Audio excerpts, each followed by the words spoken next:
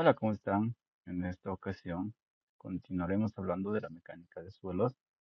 Específicamente en nuestra segunda clase hablaremos acerca del peso unitario, pero el peso unitario seco.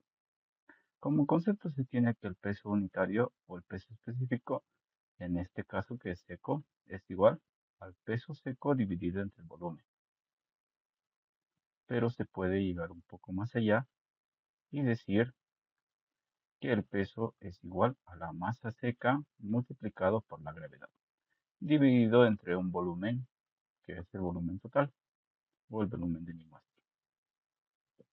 Para ello, vamos a ver con qué variables contamos y con qué variables no contamos. Para ello nos dice que la masa total de la muestra en el aire.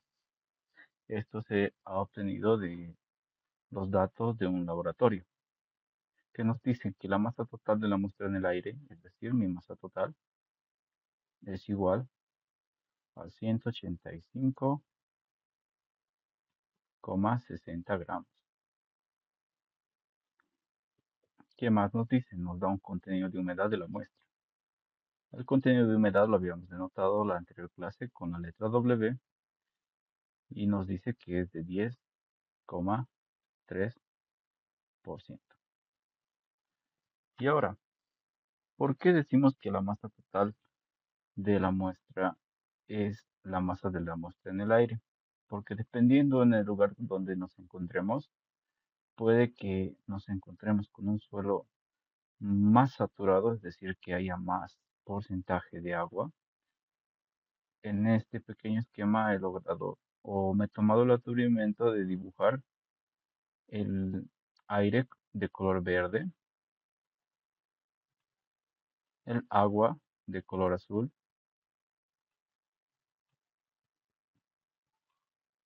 y de color amarillo lo que es el suelo.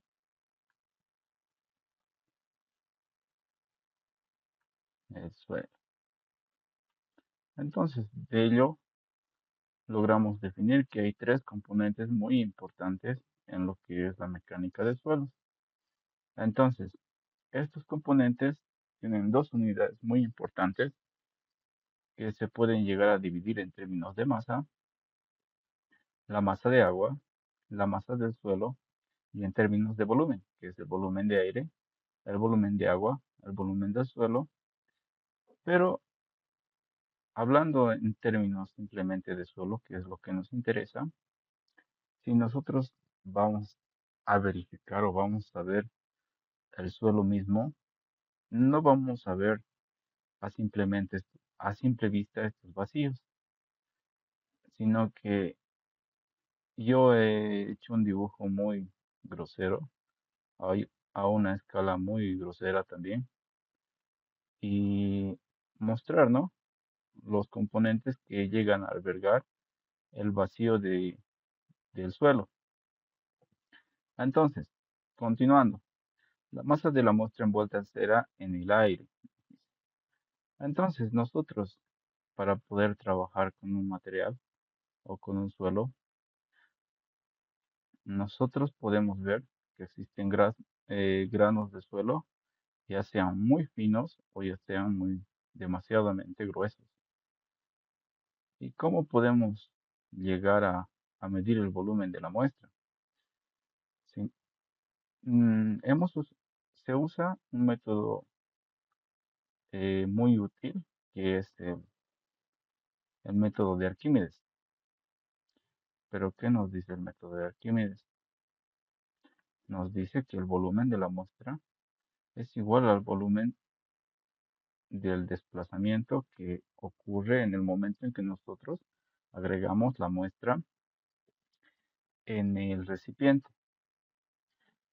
Pero hay un pequeño inconveniente acá, que en el momento en que nosotros introduzcamos esta muestra acá, se va a llegar a esparcir o se va a llegar a disgregar este material. Y no sabemos con cuánta cantidad de humedad vamos a añadir de esta muestra, por lo que agarramos o se agarra en el ensayo y se le envuelve con parafina. Es decir, para que no se separe este material, yo agarro y lo envuelvo en parafina.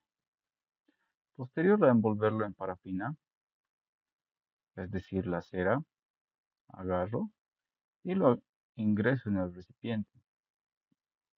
Claro que el recipiente tiene que estar con agua. Por física, sabemos que en el momento en que nosotros le agreguemos agua, van a haber dos fuerzas muy importantes. La fuerza de empuje que se va a poner a que esta muestra ingrese y el peso que va a hacer que esta muestra ingrese. Entonces, ¿qué datos nos da? Nos dice que la muestra envuelta en cera en el aire, su masa de la muestra más cera, vamos a colocar, es igual a 198,30 gramos. Y nos dice que la masa de la muestra envuelta en cera sumergida, es decir, que ya está sumergida, masa de la muestra sumergida, vamos a poner, es igual a 79,3 gramos. Y después de ello, analizamos qué datos más tenemos. Tenemos la gravedad específica de los sólidos, la gravedad específica de la cera, en este caso vamos a tomar lo que es de la cera, vamos a decir que su gravedad específica es igual a 0,92. Entonces, analizamos y vemos qué datos necesitamos. Necesitamos la masa seca, entonces determinamos la masa seca. Pero lo vamos a hacer en base a los componentes que tiene el suelo. ¿Qué es nuestra masa total? Tenemos que nuestra masa total es igual a la masa del agua más la masa de mi sólido. Y en la anterior clase habíamos hablado de un tema muy importante que es el contenido de humedad, que es igual a la masa de agua sobre la masa del sólido que la contiene. Entonces, si quiero determinar mi masa seca, tendría, esto lo voy a denotar como ecuación 1 y esta ecuación 2. Pero para trabajar en términos de masa seca, lo que tendríamos que hacer es eliminar lo que es esta masa de agua, ¿no? Entonces, tendría que separar de mi ecuación 2 o tendría que despejar la masa de agua. Entonces, nuestra masa de agua va a ser igual al contenido de humedad multiplicado por la masa seca. Entonces, esta ecuación 3 la voy a denotar, la voy a reemplazar en mi ecuación. Entonces, mi masa total va a ser igual a la masa de agua, pero mi masa de agua es el contenido de humedad más la masa seca, más la masa seca, perdón, más la masa seca. En esta suma vemos que la variable común es la masa seca. Entonces, sacamos factor común, que es la masa seca, y nos sale que es el contenido de humedad más 1. Esto es igual a mi masa total. Entonces, necesito determinar mi masa seca. Entonces, va a ser masa total. Lo que está multiplicando es el contenido de humedad más 1, lo paso a dividir. Puedo anotarla de la siguiente manera. 1 más el contenido de humedad.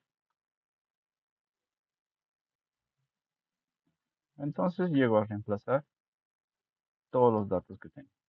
Tengo la masa total, que es de 185,60. 185,60.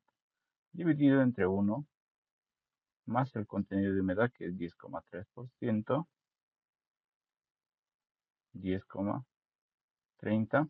Pero para trabajar en términos reales y no en porcentajes, lo dividimos entre 100.